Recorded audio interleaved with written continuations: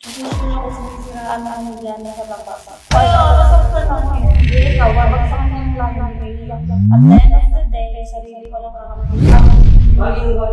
Kasi parang pangit kasi pag dinuduro ka. Kasi parang feeling mo na, pag ako, dinuduro kita. So parang ako yung mas mataas ako sa'yo ba? Like, may something na may narating ako sa buhay kasi ikaw wala. Pero hindi ko pa yan naranasan, kaya ayaw ko naranasan. Ang pangit talaga yung diba? Kaya nga, kaya nasaktan ako eh. Dinaan mo na lang sa TikTok yung mga banat ko sa kanya.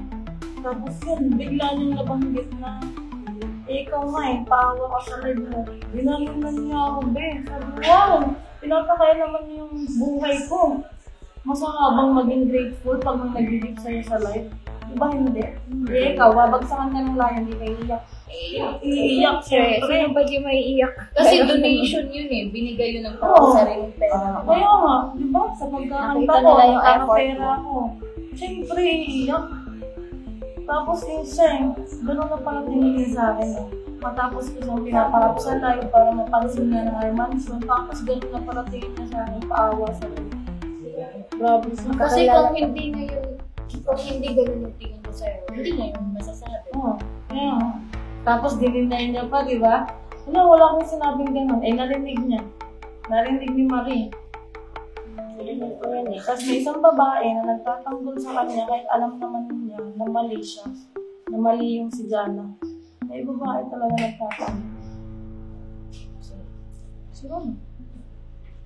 Oo. Alam mo naman naman, parehas kasi naman eh, pero naging one-sided. Kaya nga, one-sided.